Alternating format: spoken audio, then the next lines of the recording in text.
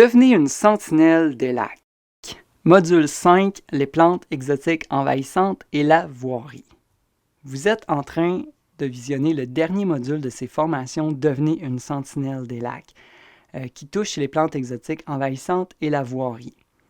Dans ce module, je veux toucher les 4 points suivants.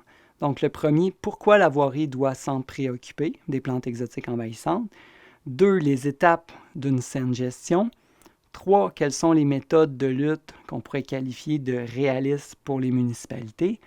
Et 4, quel serait l'accompagnement possible pour les municipalités qui désirent s'engager dans la gestion des plantes exotiques envahissantes. Le premier point, pourquoi la voirie doit-elle s'en préoccuper? Bien, d'abord parce que les travaux de voirie sont un important vecteur de propagation. Si vous avez écouté les modules sur les plantes exotiques envahissantes, je vous ai dit que les travaux d'entretien de fossés sont un important vecteur de propagation parce que très souvent, on va donner cette terre-là à des gens qui en demandent pour de la terre de remplissage.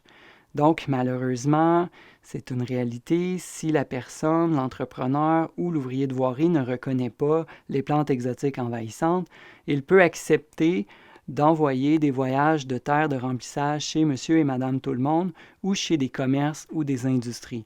Donc, clairement, les travaux de voirie ont été responsables de beaucoup d'introductions de plantes exotiques envahissantes. Deuxièmement, les fossés sont les sites d'implantation les plus probables. Et oui, je vous l'ai déjà dit, lorsqu'un site est mis à nu, ça constitue un site de choix pour l'implantation des plantes exotiques envahissantes parce que ça permet aux graines de germer. Les sols à nu qui n'ont aucune protection, aucune végétation, c'est là que les graines vont facilement germer. Donc, s'il y a à proximité des plantes exotiques envahissantes et que les graines sont disséminées soit par l'eau ou par le vent, ça crée des sites très probables à l'implantation de nouvelles colonies. 3, les fossés sont d'excellents vecteurs de propagation des graines.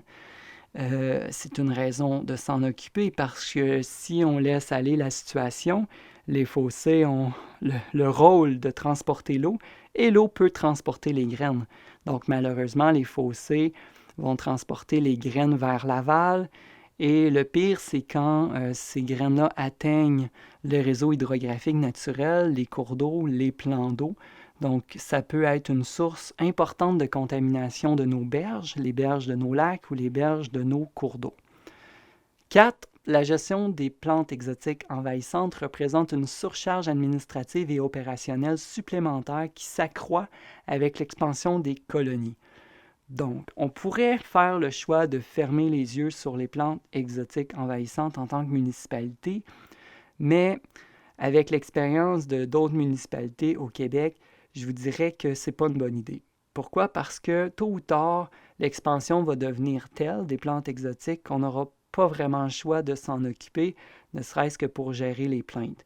Je vous rappelle que les plantes exotiques envahissantes, leur présence peut diminuer la valeur d'une propriété et ça constitue un vice caché de ne pas informer un acheteur de la présence de plantes exotiques envahissantes. Donc, les municipalités ne veulent certainement pas être responsables de la propagation chez des gens. Donc, de là à reconnaître les plantes, de là à avoir une bonne gestion des plantes exotiques envahissantes. Et plus il va y en avoir, plus ça va devenir une lourdeur administrative, les plantes. Donc, mon conseil est de commencer à vous en préoccuper le plus vite possible avant que les situations deviennent, disons, incontrôlables. Maintenant, les étapes d'une saine gestion. La première étape, la formation des employés de la voirie. Je félicite tous les employés de voirie qui sont en train de suivre ces formations-là. Devenez une sentinelle des lacs. Je félicite les municipalités qui ont demandé la participation à cette formation-là, à leurs ouvriers de voirie, parce que ça commence par vous, les employés de la voirie. Vous êtes sur la route, vous pouvez reconnaître les plantes exotiques envahissantes, au besoin réviser les modules à ce sujet-là, pour être sûr de bien les reconnaître. Pratiquez-vous. Vous pouvez dès maintenant commencer à avoir une gestion, un regard sur les plantes exotiques envahissantes. Et vous êtes bien placé pour intervenir puisque souvent vous orchestrez les travaux d'entretien de fossés, vous êtes présent sur le terrain, donc vous êtes les mieux placés. L'étape 2, recenser les plantes exotiques envahissantes présentes dans le réseau routier et ce par espèce. Donc, ça peut être votre rôle en tant qu'ouvrier de voirie de faire ce recensement-là. Vous êtes présent sur les routes, prenez note des endroits où vous envoyez, notez-les par espèce parce que ça va aussi influencer le choix de la méthode, soit de lutte ou de prévention contre ces espèces exotiques envahissantes. Je vais vous donner aussi un peu plus loin une autre solution pour le recensement des plantes exotiques envahissantes sur votre territoire. 3. Intégrer la gestion des plantes exotiques envahissantes à la planification des travaux. Et pour cette étape-là, je vais m'attarder un peu plus avec la diapo suivante. 4. Appliquer les bonnes pratiques. On va les réviser ensemble, un peu plus loin. Donc, intégrer la gestion des plantes exotiques envahissantes à la planification des travaux. Le premier point que je veux vous parler, c'est de confirmer le besoin d'entretien des fossés contaminés, si possible éviter l'entretien et planifier la lutte ou le contrôle. Bon, que ce soit en présence de plantes exotiques envahissantes ou non, confirmer le besoin d'entretien des fossés, tout simplement, est une étape importante qui devrait déjà faire partie de vos pratiques. Je m'explique ici. Encore récemment, encore couramment, j'observe des fossés municipaux qui sont entretenus, qui n'auraient peut-être pas besoin d'être entretenus, ou parfois même, ça paraît évident que l'entretien n'est pas nécessaire. Souvent, il faut voir d'où vient le besoin de recreuser un fossé. Parfois, c'est le citoyen qui va demander à ce qu'on recreuse le fossé, sous prétexte qu'il y a un peu trop d'eau chez lui ou pas assez d'eau chez lui. Et il y a une certaine mentalité aussi qu'on observe de toujours avoir des fossés très, très bien entretenus. C'est comme si c'était propre, si c'était la bonne chose à faire d'avoir des fossés à nu toujours. Il y a cette perception-là encore qui circule aujourd'hui. Des fois, on prétend que parce qu'il y a de la végétation dans le fossé ne fonctionne plus du tout et qui mérite d'être entretenu juste parce qu'il y a de la végétation par-dessus. Un fossé n'a pas besoin d'avoir 6 pieds de creux pour être fonctionnel. Les guides qui ont été réalisés par des professionnels mentionnent une profondeur maximum d'environ 4 pieds pour les fossés, dont 2 pieds de plus que la structure du chemin. Donc, c'est pas vrai que les fossés ont besoin d'avoir 6 pieds pour être fonctionnels et c'est pas toujours la solution pour régler un problème d'eau dans le chemin que de recreuser le fossé. Donc, confirmer le besoin à la lumière de guides. Il existe des guides d'entretien de fossés. Confirmer le besoin d'entretien des fossés devrait toujours être le cas. Et c'est d'autant plus important en présence de plantes contaminées. Pourquoi? Parce que si on recreuse un fossé, nécessairement, qui contient des plantes exotiques envahissantes, bien nécessairement, on va avoir à s'occuper des déblais, à les traiter, à les faire traiter, à les gérer. Et nécessairement, on va créer un lieu propice aussi à l'implantation d'espèces ou à la propagation de l'espèce exotique envahissante. Donc, la première chose à se poser comme question, est-ce que j'ai vraiment besoin de recreuser ce fossé-là? Et s'il y a une présence de plantes aquatiques de plantes exotiques envahissantes, je me pose d'autant plus la question. Deuxième point, identifier les sites de réception propices pour les déblais contaminés et les réserver à l'avance. On a vu dans le traitement des plantes exotiques envahissantes, notamment pour la renouée du Japon, le roseau commun, la berce du Caucase et les nerfs bruns, que ça peut être une solution d'enfouir les plantes exotiques envahissantes comme traitement pour se débarrasser d'une colonie.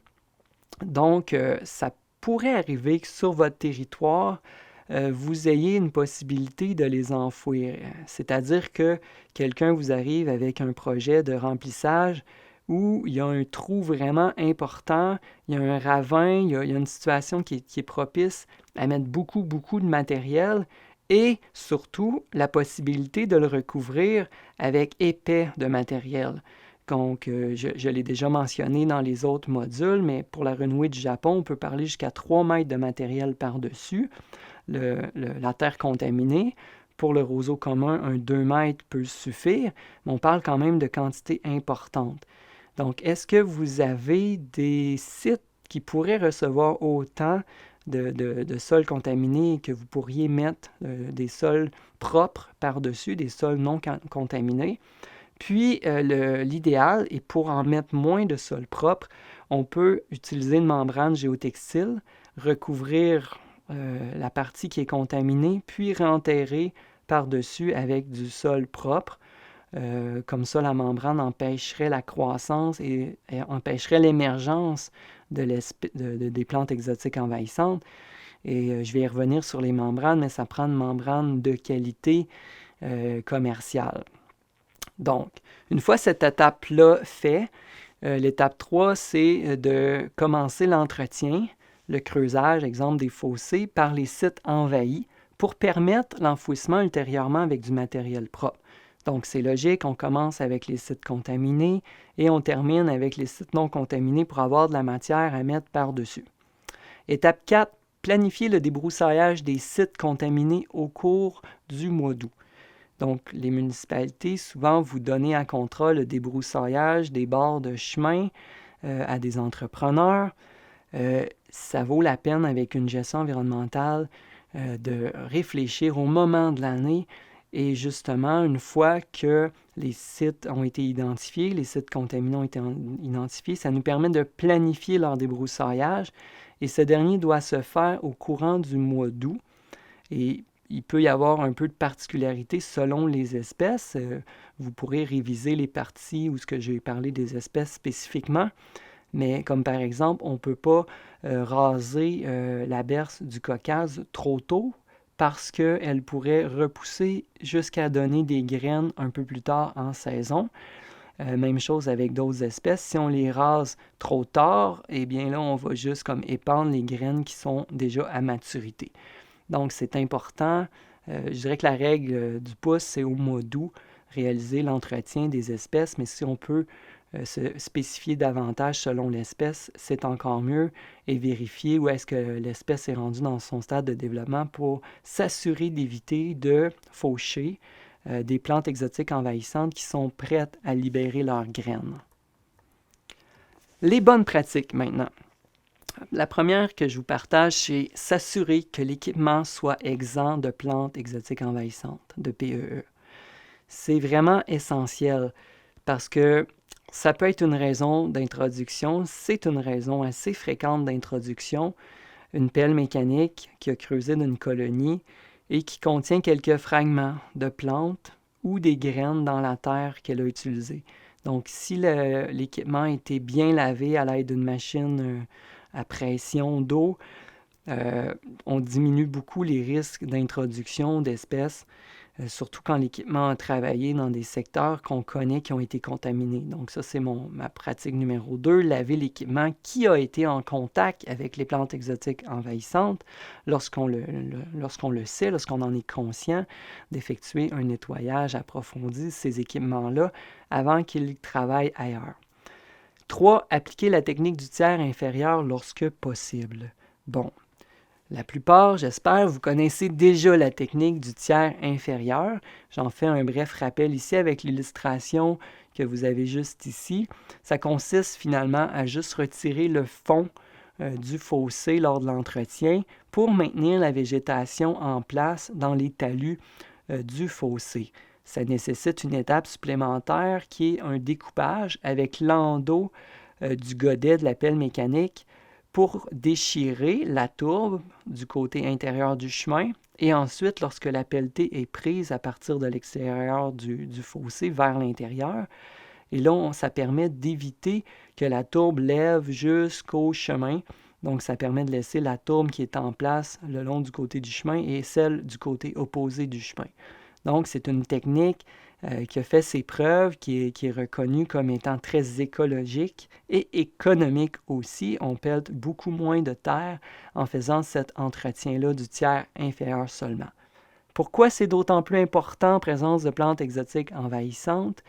Bien, parce qu'on met moins de sol à nu, tout simplement, et on prévient l'introduction des espèces exotiques envahissantes dans les talus des chemins nouvellement entretenus.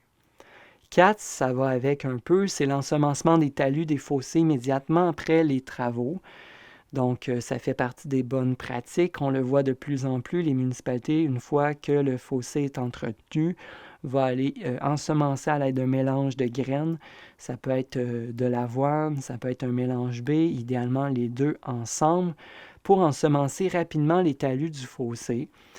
Ça a un avantage environnemental aussi pour prévenir l'érosion des fossés, des talus de fossés nouvellement creusés, mais c'est aussi une méthode de lutte à la propagation des plantes exotiques envahissantes, puisque dès que la végétation est bien implantée, c'est plus dur pour les graines des espèces exotiques envahissantes de germer.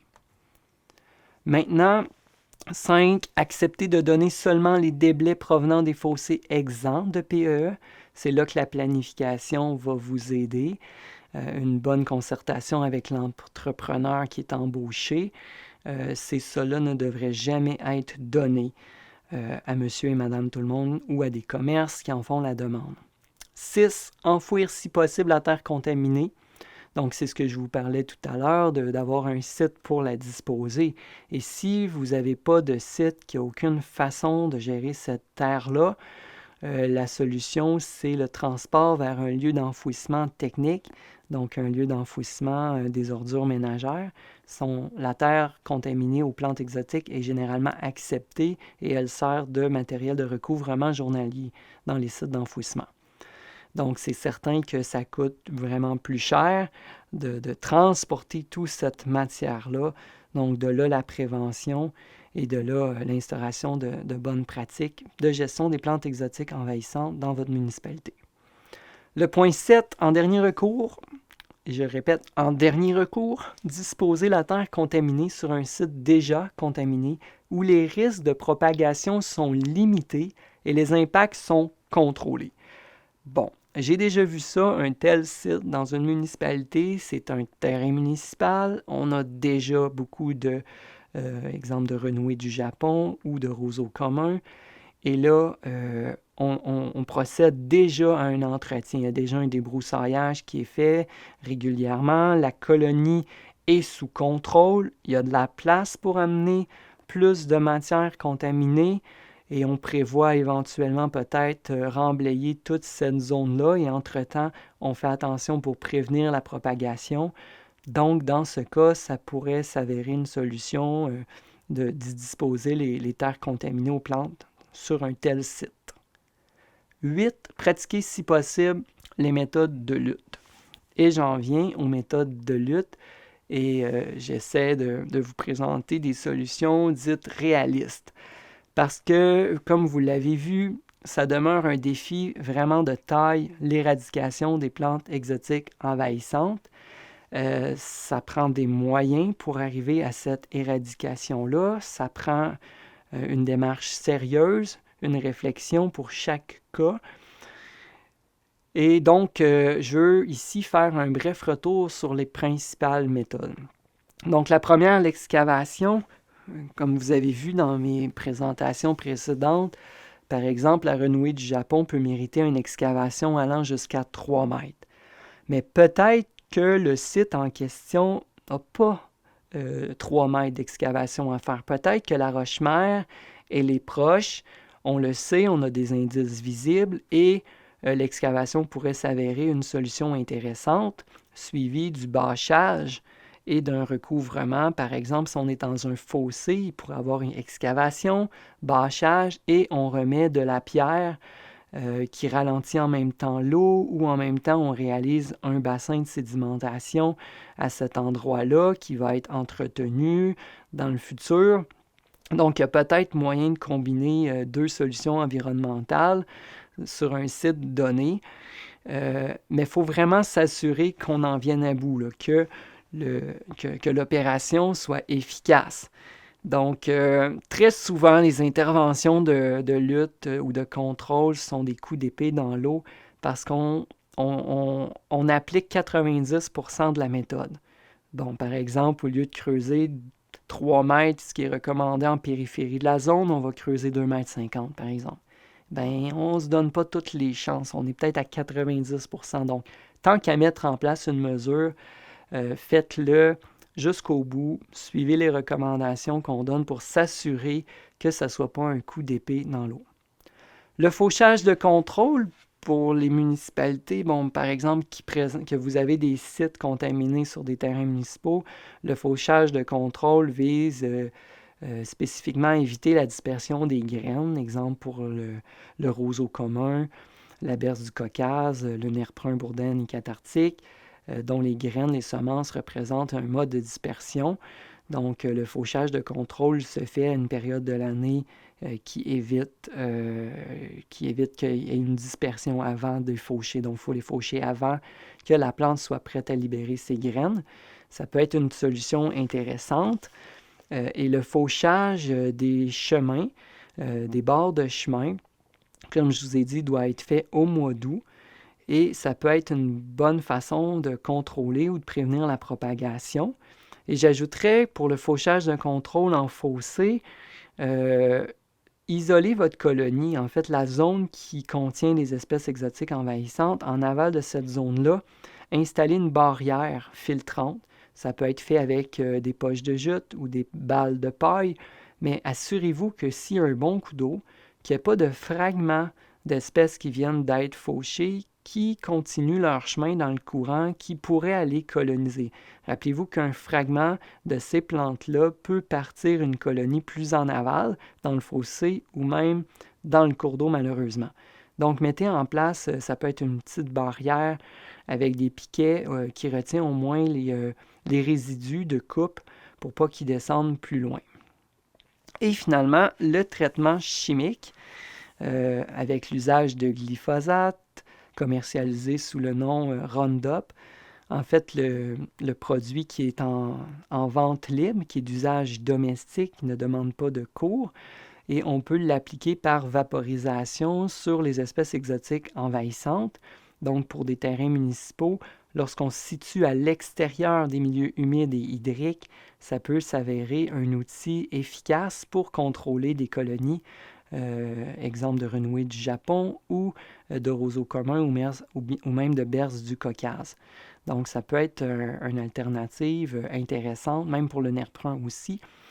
Et je vous rappelle que ça se fait durant les 2 premières semaines de septembre uniquement. La plage est courte pour utiliser cette technique-là parce qu'il faut profiter du flot inverse de la sève pour que le poison puisse se rendre jusqu'aux racines.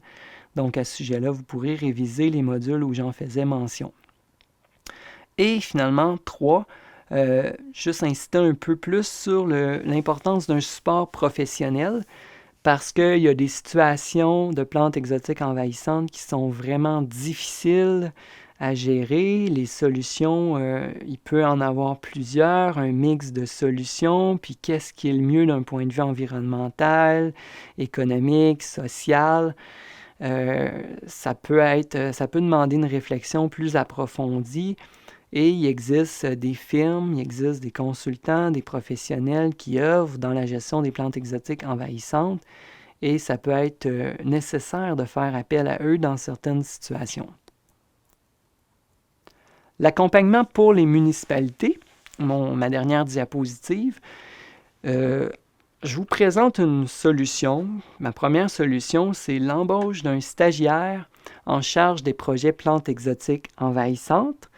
Il y a des étudiants qui cherchent des stages dans le domaine de l'environnement, de la biologie, de l'écologie. Et le sujet des plantes exotiques envahissantes est un sujet d'étude pour ces étudiants-là. Ça pourrait intéresser plusieurs étudiants de faire un stage là-dessus. Donc, ce qui pourrait être demandé aux stagiaires, ce serait réaliser justement l'inventaire des plantes exotiques envahissantes sur votre territoire. Donc, c'est de faire l'inventaire dans les fossés municipaux, sur les terrains municipaux aussi, de bien trouver son où, de documenter. Ça peut être aussi d'accompagner les ouvriers de voirie municipaux dans les méthodes de prévention, de lutte et surtout dans la planification. Une des premières étapes, la planification des travaux.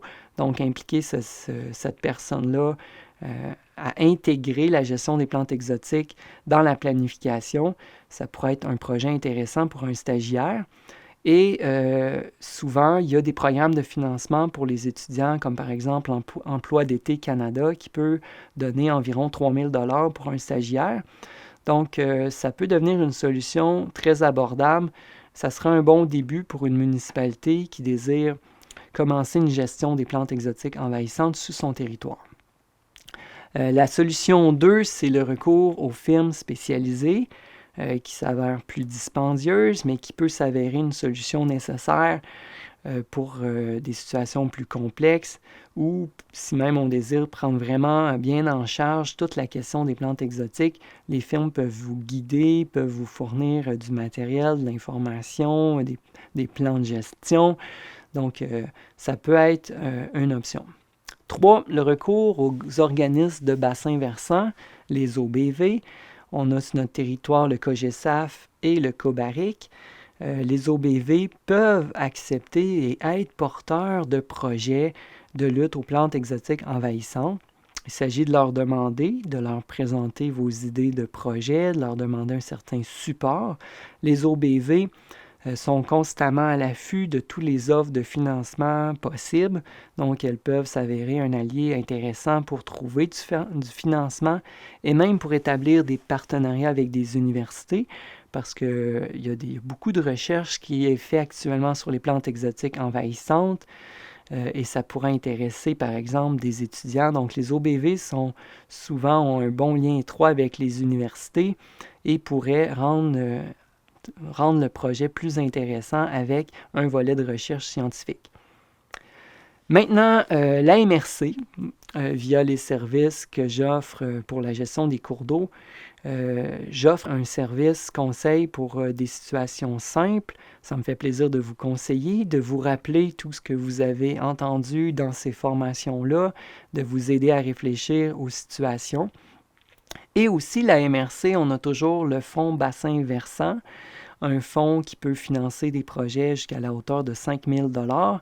Et les plantes exotiques envahissantes font partie des critères admissibles pour le fonds bassin versant. Donc, une municipalité qui désirait faire un projet pourrait bénéficier de l'aide du fonds bassin versant de la MRC du Granit. 5. Le partage de ressources et de services entre municipalités. Donc, pourquoi pas vous unir 2 ou 3 municipalités, par exemple pour l'embauche d'un stagiaire en charge de projet. Donc, vous engagez un stagiaire, ça rend le projet plus intéressant peut-être et ça donne plus de possibilités, d'exemples pour le stagiaire. Il va se pencher sur la question pour 2 municipalités, ça représente une économie de coût. Ou même le recours à une firme spécialisée pourrait être intéressant pour 2 municipalités voisines qui se mettent ensemble pour travailler sur ces questions-là. Donc, voilà pour les options que j'ai réfléchies pour les municipalités. Et ce module met fin aux formations Devenez Sentinelle des lacs. Je vous remercie sincèrement d'avoir suivi ces formations-là. J'espère vraiment que ça va vous être utile, que ça va être pour vous une source de motivation à devenir des sentinelles des lacs efficaces et prévenir l'envahissement des plantes exotiques envahissantes. Donc, merci encore d'avoir suivi ces formations-là. N'hésitez pas à partager à vos collègues, amis, voisins, à votre famille ces présentations-là. Un merci spécial à nos partenaires financiers, la Fondation de la faune du Québec et Hydro-Québec. Donc, je vous laisse encore une fois sur cette phrase « Luttons ensemble contre les espèces exotiques envahissantes ». Merci, au revoir.